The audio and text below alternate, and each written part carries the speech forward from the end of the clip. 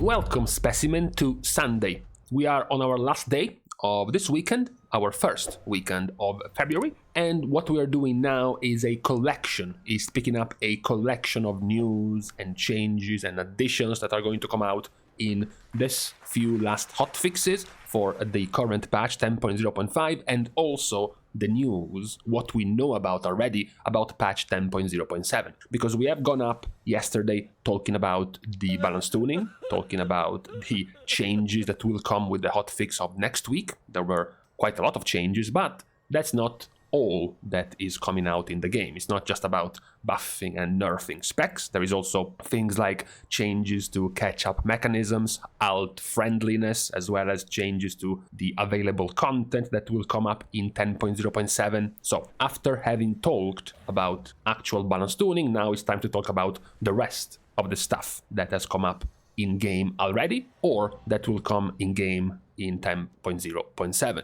But what takes the spotlight for now is the very quick addition from Blizzard of the vendor that is now able to transfer Primal Chaos from yourself, your main character, to your alts. With 80 Primal Chaos, you can now transform them to 60 bind on account Primal Chaos. This was one of the main requests from players as they kept playing the game and generally doing Mythic Plus, getting more and more of these and finding themselves with hundreds, even thousands of these Primal Chaoses on their mains without really having a way to use them effectively. So Blizzard went ahead and made them bind on account. However, of course, now the second type of complaint, the second type of problem when it comes to gearing your alts is that you still need concentrated Primal Focus or Primal Focus to get your 405 or 418 crafted piece of gear.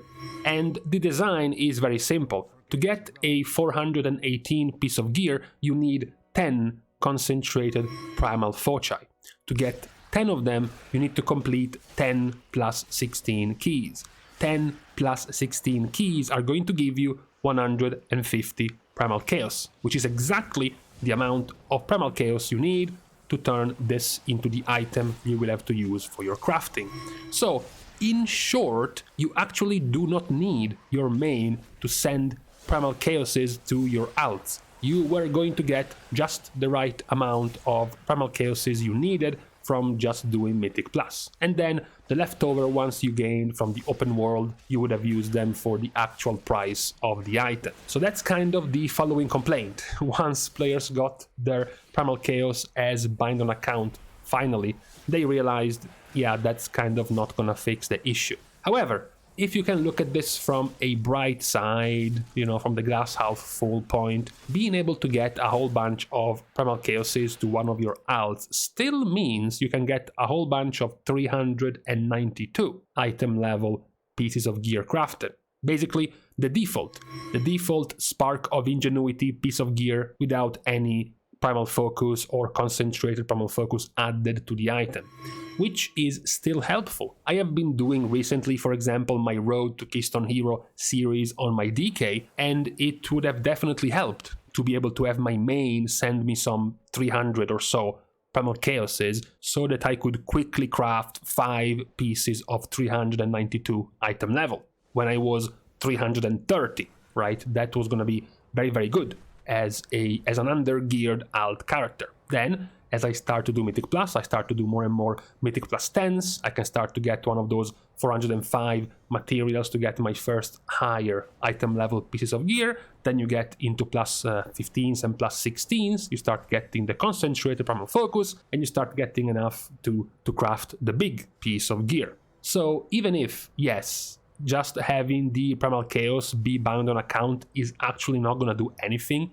when it comes to high item level pieces for your alts, because your alts will still have to put in the time themselves to get the Primal Foci needed for the craft, I think it still helps the lower item level, the lower geared characters get started much more quickly.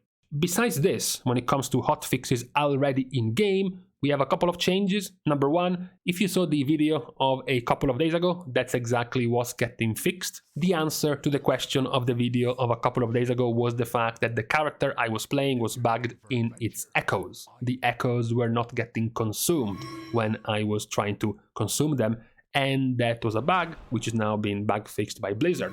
The other more important bug fix is going to Guardian Druid, because this one is actually a buff.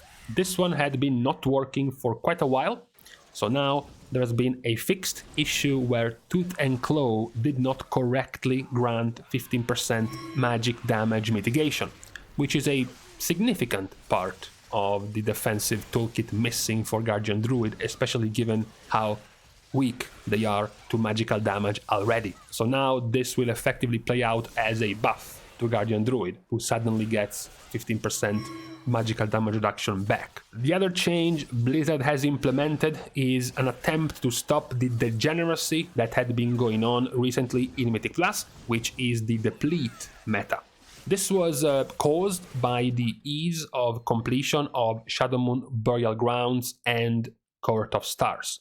So the way many players were going at it was they were trying to get to, for example, plus 22s, plus 23s of these two very easy dungeons, and then deplete the other keys of the harder dungeons that they were not able to clear. For example, a 22 Azure Vault or a 21 Ruby Life Pulse, because in the end those were still giving you score. So funnel yourself in the two very easy dungeons to get some high keys and then deplete them on the harder dungeons. The fix of Blizzard is that completing a plus 21 or higher, so plus 22 or 23 or 24, but exceeding the target time now awards Mythic Plus rating as if the dungeon were a Mythic Plus 20.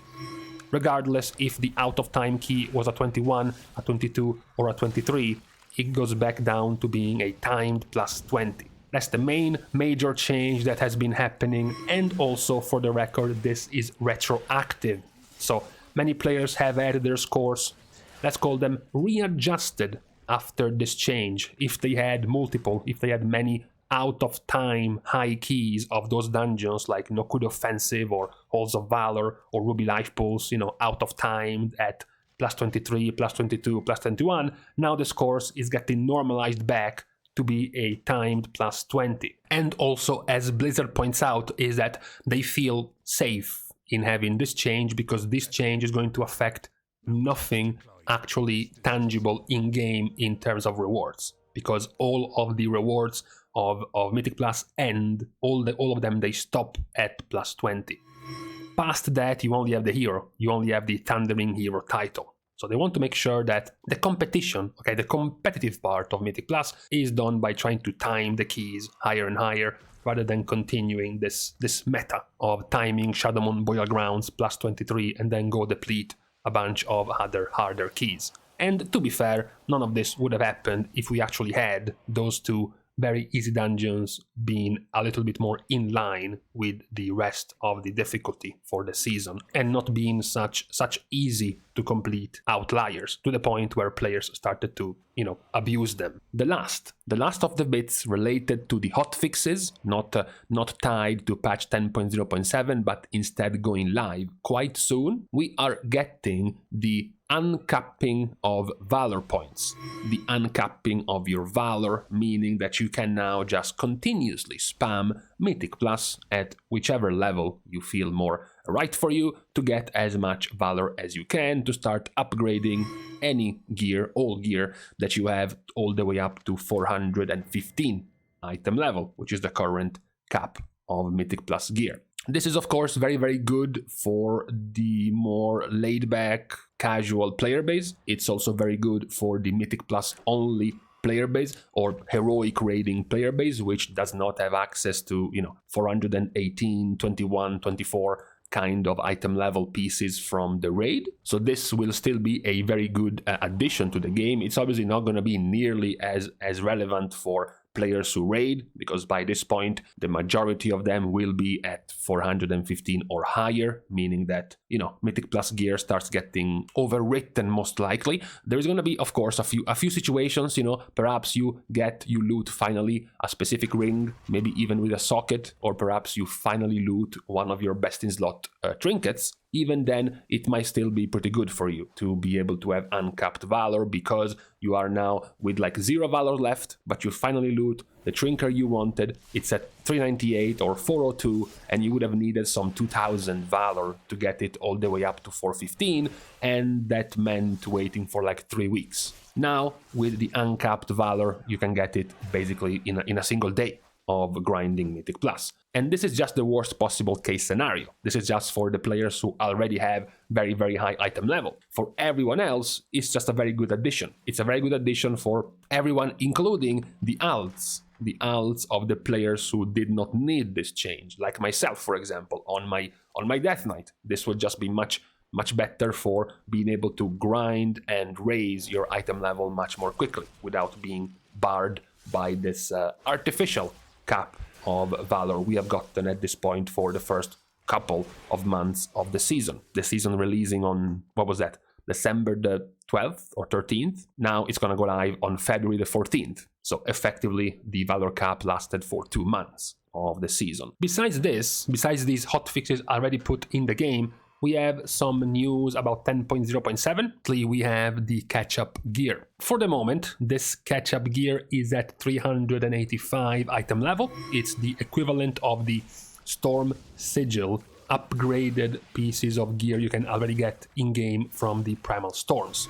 Except this is much more simple. You don't have to farm Elemental Overflow and then buy the item and then try to loot the Storm Sigils capped every week and then upgrade the piece of gear. No, this is just a single token to transform into a piece of gear for your spec. What is also kind of good about these tokens is that Blizzard is also introducing in patch 10.0.7 the tokens for the weapons, the tokens for the trinkets, the tokens for the rings, and for the necklaces.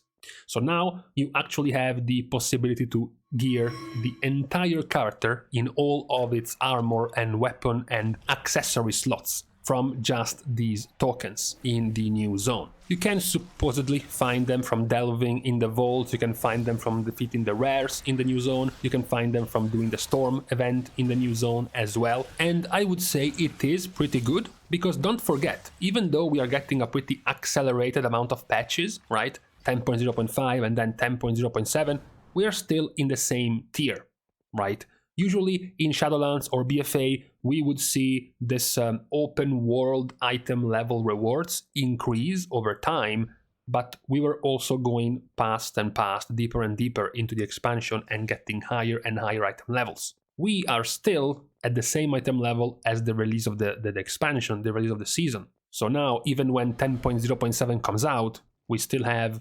420-ish as a very high-end, very top-level item level. And we have already risen to 385 as a catch-up gear for your, other characters, alt characters, casual players who don't engage or interact with grouped content, for example. I think this is still a pretty good set of rewards. Now, even more so that you can actually fill your entire gear with these type of tokens, no longer just the armor, as you can with the Primal Storms gear right now. So far though, these were all of the hotfixes already put in game in the last few days, and also all of the news about the upcoming 10.0.7 patch. We will wait, of course, a bit more as we go deeper in the PTR cycle of the new patch to see what it's going to be all about. I'm particularly interested in this vault delving new minigame type of activity, which will be available in patch 10.0.7, but for now, this is all we know about the upcoming patch. But for today, for this Saturday, I'm going to leave you to the rest of your weekend. Thanks, of course, as usual, to all of my Patreon supporters for the contribution and the help, the growth of this channel. You can still support as usual in 3 ways. Liking and commenting down below, as well as subscribing to the channel, are good ways to do so. Following me on Twitter is another good way to support the channel. And lastly, soon enough, I swear, we will be going live again back on my stream over on Twitch. So with all of these things out of the way, thank you guys again for watching. See you guys soon. And in the meantime, oh my god, it took so long. Oh, I just froze myself browsing for stuff for like 2 hours. Ah, so slow.